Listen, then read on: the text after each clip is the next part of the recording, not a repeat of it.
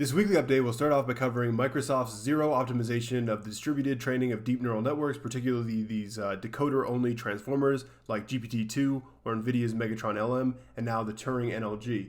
Then we'll look at the Turing NLG model, the 17 billion parameter language model, how they construct this model by stacking up the decoder transformer blocks, and then some of the improvements it achieves on zero-shot language modeling like the Wikitext and the Lambda dataset, as well as things like question answering and summarization. Also in the space of language models from DeepMind, we'll look at their new compressive transformer model and the release of their new PG19 dataset. So compressive transformer is like an interesting extension to the Transformer XL architecture, this idea of like caching previous activations and now extending it further by sort of writing to this memory with having like a transformation, a convolution between the cache memory and then the compressed memory. In this weekly update, we'll also look at the SimCLR model, showing that contrastive self-supervised learning can outperform supervised learning with a ResNet 50 at the cost of more parameters. You can also see some other previous techniques on contrastive self-supervised learning, like contrastive predictive coding from DeepMind and momentum contrast from Facebook, and then other techniques that are doing this kind of like representation learning from an unlabeled dataset, like Big BiGAN, or the kind of baseline rotation task, which is where you like take an unlabeled image, rotate it like 90 degrees, 180 degrees, and then predict how much you've rotated the image. So in this paper, SimCLR, they're going to present this framework for doing representation learning, sort of the idea of data augmentations to do the like consistency agreement between the positive and negative pair that is in this contrastive learning framework. Also discussing different ways of doing the projection from representation into the like final evaluation of similarity, and then miscellaneous other details that are presented in this SimCLR paper. We'll also look at this paper, improved consistency regularization for GANs, further bringing down the automated metric scoring of GANs with CIFAR10 and ImageNet. And the idea here is similar to SimCLR, how you have like the contrastive positive and negative pair. They're going to be looking at consistency regularization. So consistency regularization is a bit different. It's this idea of taking the image and then making sure the prediction isn't too different when you do like a data augmentation to it. So they're going to enforce that on the generated and discriminator pairs, as well as enforcing that the generator doesn't produce too different of an image with respect to changes in the source random vector, sort of similar to like the Jacobian matrix style latent space loss in the StyleGAN2 model. We'll also look at this really interesting article from the Distill publication on growing neural cellular automata. So you can see how they have these, it can regenerate itself when you damage it by erasing it, by having these like local cells where each cell controls just the pixel of this value and it looks at its neighbors in order to have this differentiable update function to form these different structures. And you can see all sorts of different things in this paper. We'll also look at the Kaggle Abstraction and Reasoning Challenge, an extension from Francois Chalet's paper on the measure of intelligence, sort of testing how AI can do skill acquisition with respect to these abstract tasks. Then we'll look at the new noisy student training. They've open sourced their weights for the EfficientNet L2 model, training with the noisy student paradigm, and they've achieved 88.4% top one ImageNet accuracy. From Facebook AI, we'll look at their new game, Read to Fight Monsters, which is where they train these reinforcement learning agents to first read the document in order to get a sense of how to play the game and what they need to do in order to achieve the goal. It's a really interesting architecture. They're a text-to-PI system of combining these text and visual features, as well as miscellaneous features with respect to the document in order to achieve success in this task. We'll also look at this research paper describing the fast AI, a really interesting description of this layered API, sort of like the fast AI layer of doing quick applications of like 6 lines of code for doing something like semantic segmentation down to lower levels of the API, and the description provided in this paper. Then from the Allen Institute of Artificial Intelligence, we'll look at their RoboThor challenge. It's a really interesting embodied AI like visual navigation. And you see how they have these like real compartments and then the simulated counterpart. And it's definitely a really cool data set to see these real simulated pairs in the data set. From Google's AI blog, we'll look at their description of training a model to correct for the inability to have these correct depth images with respect to these transparent images like water bottles or these glass bottles, and how they do this data collection process of switching out the transparent objects with painted objects of the same shape in order to train the models to correct the depth estimation. Also from Google's AI blog, we'll look at this AutoFlip blog post, looking at how you do like an intelligent reframing of the video by doing like object detection in order to, when you're resizing the video, to have still keep the most important objects in the center of the frame. From MIT's Computer Science and AI Lab blog, we'll look at the sensorized skin helps soft robots find their bearings and how they construct these sensors in order to do this kind of like locate yourself in space task. Also from MIT, we'll look at this automated system can rewrite outdated sentences in Wikipedia articles which is like an application of these natural language processing, check for factual inconsistencies in the Wikipedia article. We'll also look at this interesting tutorial on using PyTorch 3D to transform the source mesh of this shape into this shape by using that like point cloud chamfer loss that's implemented in this PyTorch 3D library from Facebook. Also, we'll introduce this NLP newsletter, have a look through it. It's a relatively new newsletter that I've been looking through a lot lately. I think is really useful. Another interesting paper that came out this week is the SimCLR model. You can see the comparison with the SimCLR. There's a self-supervised learning model that learns on an unlabeled data set where they construct the supervised learning task. In this case, it's based on contrastive learning, which is where you want to assign high similarity between positive pairs and then high dissimilarity between negative pairs. So you see the comparison between a supervised ResNet 50, and you see that the SimCLR algorithm can reach the same accuracy, although at the cost of like many more parameters, comparing like 400 million parameters compared to like 25 million.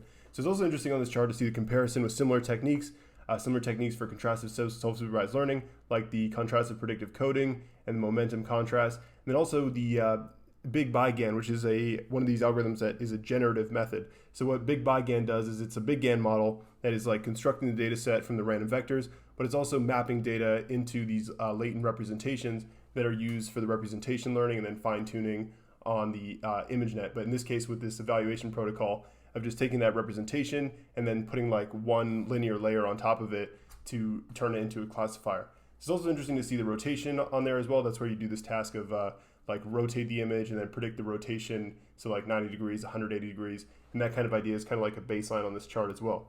So when they do this algorithm, they achieve 76.5% top one accuracy, which is a big improvement over the previous state of the art in this kind of like unsupervised learning. And they also achieve 85.8% top 5 accuracy when fine-tuning on 1% of the labels. It's also interesting, you can see the recent fixed match paper from Google as well, where they're doing the semi-supervised learning. In this case, they use 10% of the ImageNet as labeled data, and they achieve about 10.87%. So kind of a little better in the fixed match paper, but they're also using more labeled data points. Some of the main ideas of SimCLR are sort of investigating like the composition of multiple data augmentation operations in this kind of like a cycle consistency as used to construct the task for contrastive self-supervised learning. Then looking at this idea of introducing a different way of projecting from the representation and then to the layer that evaluates the contrastive cross-entropy loss. So you don't just assign the loss in the representation directly, rather you take the representation and then you project it into a different space to do the contrastive loss function. And then it's sort of similar to how you would then transition it to the supervised learning task.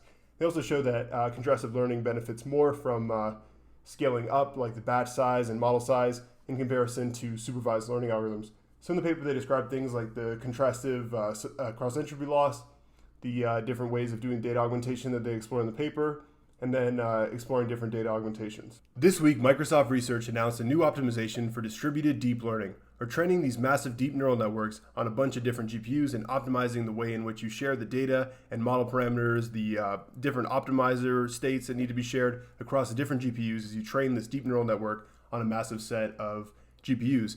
So the idea here is that Zero is the name of the new optimizer described in the research paper, and then DeepSpeed is the name of the open source PyTorch library that implements this.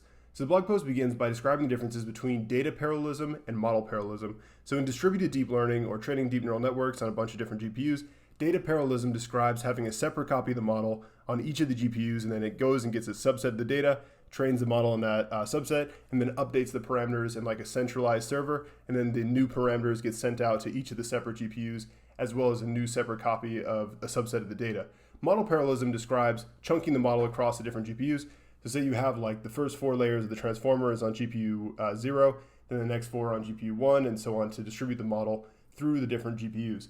So the idea behind Zero is more like model parallelism. So basically the idea is that, shown in the animation, you would have like the first 4 transformer parameters, M0, stored on this GPU, and it's going to send these parameters out to the other GPUs. And one motivation for kind of doing the distributed sharing of information in this way is described in the paper. So they're using these DGX2 systems. So they have like a bunch of GPUs that are interconnected within the server node, but then you have a bunch of these different DGX2s to make up these like 256 GPU systems. So described in the paper is the communication, like the bandwidth between the nodes. So inside the DGX2 node, they can share data at 2.4 terabytes per second. But then within the different towers, it's 100 gigabytes per second. So sort of motivating this idea of sharing these model parameters, they're lighter weight to transfer, and this kind of an algorithm is better fitted to the bandwidth constraints with the DGX2 system. So far they described that they've only implemented this Zero OS that implements this kind of sharing of the optimizer states. So another interesting thing about the paper is showing that most of the memory that's associated with training these models come from like the Atom optimizer states. So you can see the description of having to store the time average momentum and then the variance of the gradients to compute the updates with respect to like this optimizer state. So it'd be interesting to see them release the parameter sharing and the gradient sharing as well soon.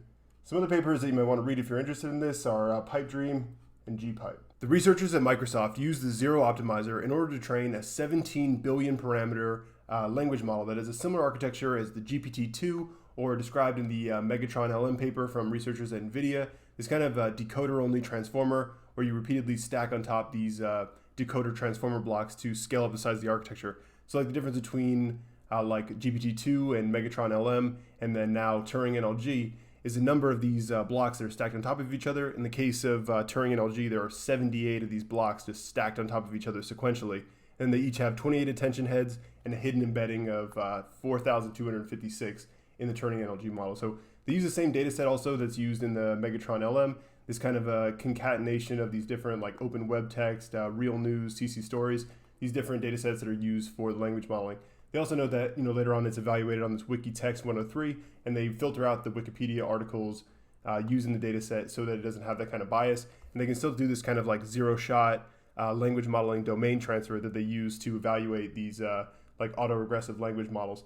So you can see another case of like using the language model to write the description of itself to start off the blog post. So then they describe how the Zero Optimizer helps them do this. They are able to train with batch sizes of 512 with these token sequences of 1024, and they only need to use 256 NVIDIA GPUs using the Zero Optimizer system. So then they describe how this results in an improvement on the language modeling data set, these kind of zero-shot modeling tasks like this different data sets that it wasn't trained on, and how well it does language modeling on the data set that it wasn't trained on. And then you can see the difference between Turing NLG's performance and then the NVIDIA Megatron LM. So it kind of shows that like this, these larger models, kind of on Twitter, it's like a signaling thing almost to say, oh, we trained the biggest language model. But sort of the takeaway behind GPT-2, if you read the paper, is that these like results haven't saturated yet. So it does sort of make sense to keep scaling these up, even though my guess is that some extra structure will be added rather than just like stacking the transformer decoder blocks on top of each other and making this kind of stack taller and taller. I think that maybe we'll see some kind of intermediate structure develop from that. But also from the paper, you can see sort of the improvements in question answering, how this kind of input formulation lets you answer questions. And then also some examples of abstractive summarization, like it reads this article and then you seed it and then it summarizes the article. So definitely interesting to see this development of the Turing NLG model. To learn more about the Zero Optimizer, DeepSpeed, and the Turing NLG model, I highly recommend watching this video from Yannick Kilcher describing the optimizer. This week, DeepMind has published a new transformer architecture, which is an interesting extension to the Transformer XL, as well as a new dataset that's supposed to test this kind of like long-range context modeling that's required for the language modeling pre-training task. So it's similar to the Transformer XL.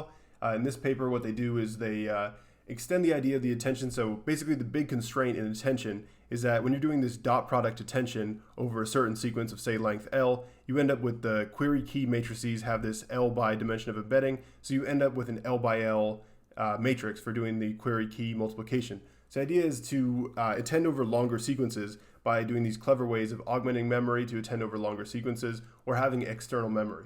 So this idea is the external memory idea. So what they're doing in Transformer XL is you would like cache the previous representation. So if you're say like you have these sequences that are each like the maximum you can fit into the memory with respect to the length, then you would like cache like say L minus 1, L minus 2, and then you would attend over the cached representation on the future attention. So hopefully that makes sense a little bit. But then the idea behind the compressive transformer is that instead of just like caching the previous activations, you're instead going to kind of have a way of writing the previous activations into the memory with like some kind of a convolution transformation from previous activations into like the external memory state.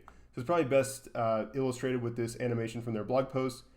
So basically you're attending over the sequence, and then you have like the previous representations from attending over the past, and now you have this operation of writing the previous activations into the compressed memory. Their blog post describes an introduction to long-range reasoning, recurrent neural networks, and the motivation for the compressive transformer and the new PG19 dataset. So begin by the neuroscience inspiration of how we have this, our brains select, filter, and integrate input stimuli, and how we compress lifelong experiences to make up these memories. So it starts off with an introduction of memory and deep learning, starting off with recurrent neural networks, then the long short-term memory, but then the bottleneck of the long short-term memory architecture, where if you have a memory of size 64 kilobytes, you need 8 gigabytes of parameters to do the kind of like forget gate, hidden cell state update kind of modeling that's done internally with the LSTM's like internal memory.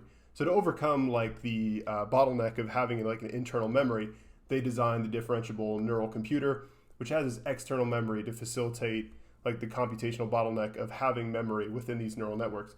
So then they describe like attention, and then a background on like language modeling with respect to like Claude Shannon, the father of information theory, and his like investigation into randomly sampling characters, and then sort of doing this context modeling and how it improves, and then showing this kind of like a GPT-2 and how well this is able to do context modeling and like long range. So like you have Dr. Jorge Perez, and then later on in the passage, it remembers the name of this guy. So this kind of long range context modeling is the big idea behind these new architectures like the compressive transformer.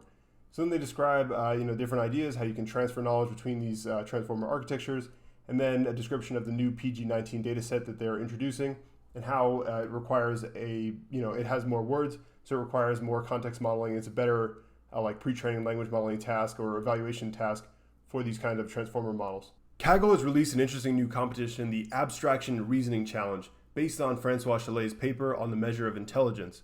So this paper goes through like the way in which we're evaluating intelligence. So the idea of like looking at skills, like how well can an AI play chess or classify images, compared to the idea of like skill acquisition, like how fast can an intelligent system learn to acquire a skill. So one interesting quote from this paper that I think is interesting just for thinking about the overall paper is a quote about as humans or thus if a human plays chess at a high level, we assume that the person is intelligent because we implicitly know that they had to use their general intelligence to acquire this specific skill over their lifetime. That's kind of the idea of it, is testing like how well different systems can learn to learn different abstract skills from this data set.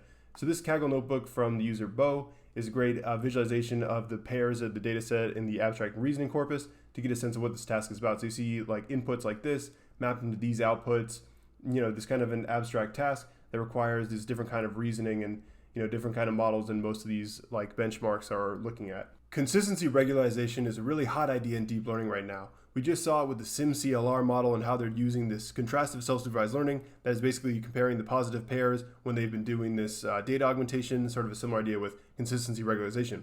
We've also seen it in fixed match and unsupervised data augmentation and a lot of other papers. So in this case, it's being used to achieve a new state-of-the-art in the Big GAN measured by this automated metric, the Frechet inception distance score. So in the CIFAR10 dataset, they reduce it by about 2 points, and on ImageNet, they reduce it by about 1.3 points.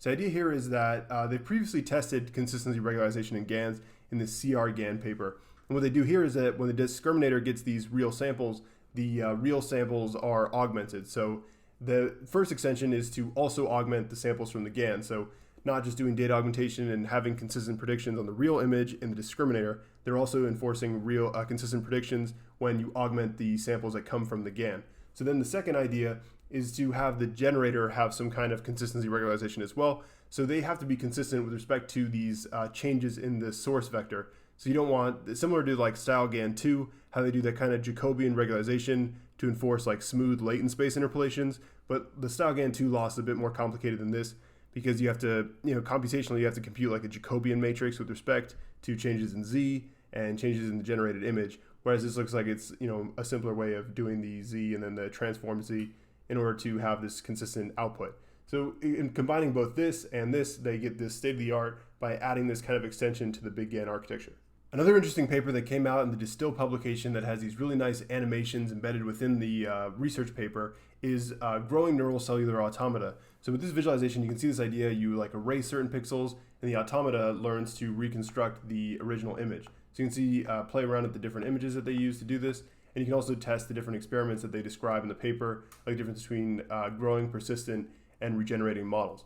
So describe how this idea of automata and morphogenesis is like having these each pixel is kind of like an independent agent that just controls its pixel state, like what color it's showing, and then it communicates with its neighbors. So in a way, sort of like a graph convolutional network, like a message passing network that sends signals out to its neighbors and updates its internal state based on the signals it gets from its neighbors.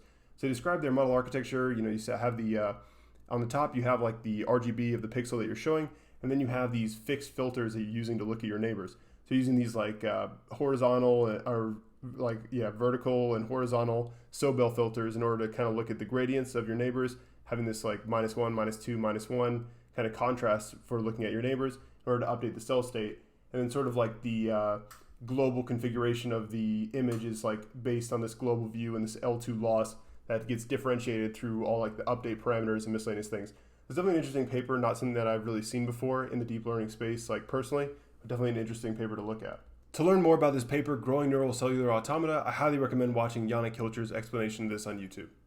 Kwok Lee, one of the leading research scientists at Google, has announced on his Twitter that they've scaled up the training of the Noisy Student pipeline with the efficient nets to achieve 88.4% top 1 accuracy on ImageNet, nearing that 90% threshold on the state-of-the-art on ImageNet classification. So they've open sourced the weights of the EfficientNet B7, L2, L3, trained with the Noisy Student paradigm. It's also really cool about this Tweetstorm is he mentioned watching my video for getting an introduction to self-training with Noisy Student that I just thought was really awesome to see.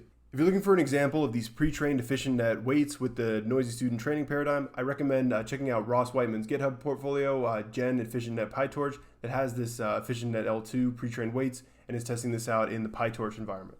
Facebook's AI blog has announced a really interesting new challenge for reinforcement learning agents that have to use natural language processing, read to fight monsters. So in this game, how it works is they first get this document and then they have the goal. So they have to read the document in order to get information about the environment in order to play the game and solve the task. So in their research paper, Read to Fight Monsters, Generalizing to Novel Environment Dynamics via Reading, they describe the network architecture that they use, this kind of like a film layer of having the combination of the text features and the visual features of like the game board it's looking at, as well as the document that it's just read, and sort of how they introduce this new like text to Pi module that combines this previous film layer with a different way of dividing up the positional features, the inventory that the character has, the goal that it's trying to accomplish within the game, and then like the document and the visual features. It's definitely an interesting architecture. It also might be cool to see something like this integrated with their FIRE, a new AI benchmark for physical reasoning. Maybe if they read something about the environment and then went to solve the task, that might be interesting as well.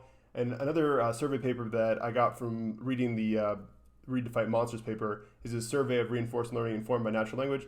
Might be interesting to check out. It's definitely cool to think of how they generalize to new environments by reading and then having this like procedural content generation that creates the new environments in this kind of structured way for training these reinforcement learning agents. From Google's AI blog is learning to see transparent objects. So first in their blog post, you can see that this is the RGB color image of this scene, and this is the depth image. And you see that you have this noisy data on the transparent objects. And then you see this interesting visualization of the point cloud representation from these depth images and how they don't capture the transparent objects well, compared to like this object that they do capture well in the point cloud representation. So the idea here is to learn the corrections on the noisy depth data. So you have this mapping of the input and the output, and you want to correct the depth data in order to then construct these like 3D visualizations that can use for like robotic control. So it's kind of also a hilarious data collection where what they do is they take these transparent objects and then they have the same object but they've painted it white, and then they replace it exactly in the scene, and they do about 286 of these images in order to construct this data set and have these ground truth labels of the corrections in the depth with the transparent objects. So you can check out the data set, 3D data sets for transparent objects. They're trying to use this with their previously announced form to fit model. That's like assembling things. You can imagine doing this with transparent objects like glasses and bottles. Also discussed in Covariant AI when they had like their inaugural blog post. They discussed this challenge of like sorting these water bottles because the depth sensors don't see these transparent objects. The Allen Institute of Artificial Intelligence has announced their RoboThor Embodied AI Challenge. So this is kind of similar to Facebook's AI habitat environment where they have these like apartment or building simulations, and the agent has to navigate through the house to get to certain points. And they've like completely solved this challenge doing their like large scale distributed reinforcement learning described in this blog post, near perfect point goal navigation from 2.5 billion frames of experience. So this is another really interesting challenge. You can see kind of one of the interesting things about it is the way that the data set is set up. So you have these 60 simulated apartments in the train set, then you have 15 simulated apartments in the validation set, and then in the test set for development, you have 4 simulated environments that have like a real counterpart. So it's like the sim to real transfer that's in this data set of like embodied AI. And then when you finish, you get evaluate this on 10 simulated apartments that have the 10 real counterparts. So it's definitely cool to see like the real apartment and the simulated apartment and how they have these corresponding pairs and this open source data set, which is really cool. Another paper that you might find interesting if you're interested in this is on the evaluation of these embodied navigation agents, and you can check out this challenge in the GitHub repository, RoboThor challenge from the Allen Institute of Artificial Intelligence. From FastAI is a formal paper describing their framework. So it's interesting to see their layered API, and they have this stack for doing like research level, low level code, and then FastAI, like fast application ready code. So they have some examples of the highest level API, like doing the transfer learning from ImageNet onto this Oxford IIT PETS dataset, and how the FastAI framework makes this easier to do. They show similar examples, also how like they have these abstractions that let you do simple things like show batch with respect to their data loader object, and how you can get these different functions. So then they show examples in the paper of doing semantic segmentation with FastAI, doing like the IMDb like movie review classification, and then they go on to describe sort of the next layer on this stack, which is their high-level API. So this has things like the automatically implemented learning rate finder and miscellaneous other things. You can see the final result of doing the learning rate finder, and then the paper goes on to describe sort of like going down lower levels of the stack. And it's just a really cool framework, and I'm excited to watch this grow. It's so cool to have the integration with PyTorch and then this FastAI extension on top of it to do like FastAI quick applications when you need to do that. And it's especially interesting with the growing popularity of PyTorch. Another interesting blog post from Google AI is AutoFlip, an open source framework for intelligent video reframing. This is built on their MediaPipe library that uses TensorFlow Lite for CPU deployment. You can also see this interesting like hand gesture recognition that's built on their MediaPipe stack as well. So in this article, what they describe is resizing videos to fit on different resolutions and doing this in an intelligent way. So one thing they do is they use this object detection, and you see how they're tracking the position of the different objects over the x-axis as it has like a transition into a different scene, like this, starting off with this like grass, and showing how you want to keep these people like in the view as you're doing this transition, and having this like intelligent reframing with the object detection and then the boundary detection with the different scenes. So the boundary detection is just this kind of like histogram thing where you're checking like the colors, and some dramatic difference indicates that it's about to like change the scene. And they describe different framing strategies for different styles of videos, like these fast moving, like this dog moving quickly, you got to change the frame quickly to keep up with the dog, compared to just having like these people walking and have a different way of centering them and holding it in place as you're resizing the video for like like a mobile deployment or something like that. This is an interesting demo of using Facebook's new PyTorch 3D library to transform a source mesh into a target mesh using these 3D loss functions, this like chamfer loss from the point clouds as described in the Facebook blog post on PyTorch 3D. So this tutorial goes through transforming this robot 3D model into the heart 3D model. So it shows the optimization, the iteration of going from the robot into the heart by manipulating the like mesh representation of the object and having this like chamfer loss. Definitely an interesting like thing if you want to play around with the PyTorch 3D library. A couple interesting articles that came out from MIT's Computer Science and AI Lab blog is Sensorized Skin helps soft robots find their bearings, describing constructing these sensors and then how they use neural networks to filter this noisy data, and then how this helps the robot like orient itself in space without like vision sensors or anything like that, just using its kind of like intuition, the sensors on its own body of what kind of a position it's in. Also from MIT's Computer Science and AI Lab blog is this description of an automated system that looks through Wikipedia articles and checks for like inconsistencies in the facts, and how this kind of a language model or natural language processing task helps them save a lot of manual effort. Part 4 of neural structured learning is describing this adversarial learning to form these graphs for image classification. So to quickly recap, neural structured learning describes having the loss on the cross entropy when you accidentally classify, say, this is a cat instead of a dog, and then also having sort of like a nearest neighbor. So you want the bulldog to be similar to other bulldogs compared to golden retrievers. So you're adding this like additional structure in the like the loss function by having this graph, and this is the idea behind neural structured learning. So in this video, what they're doing is they're talking about how do you construct these graphs if you don't already have one available to you. So one way of doing this, kind of similar to this talk on like psychoconsistency, is to adversarially augment these images and then use this as the neighbor in the graph. So you take this panda image and then you add noise. We could also imagine like rotating it, color transforming it, cropping it, all of the miscellaneous data augmentations to form this adversarial pair, that then becomes the neighbor in the graph for doing this neural structured learning. So then in the video, they go on to show you exactly how to do this and how to use the Keras APIs in order to construct the adversarial neighborhood and improve your image classifiers by doing this. I also wanted to share an NLP newsletter from Elvis on Medium. This is a really great newsletter that I've personally been using lately to keep up with AI. It has a really great overview of different things, sort of similar to the monthly newsletter from Sebastian Ruder, the natural language processing newsletter. So this has a similar structure, going through different publications like Turing NLG, neural-based dependency parsing, different papers that have come out, as well as looking at miscellaneous things like creativity in society, like tools that have come out, tools and data sets like DeepSpeed Zero, PyTorch 3D, and then miscellaneous updates in the week. So it's just a really great newsletter that I've liked. Some things from it that I got out of it was an introduction to this really cool podcast, NLP Highlights. I also highly recommend checking this out. A great discussion on model distillation from the Hugging Face authors who created Distill BERT.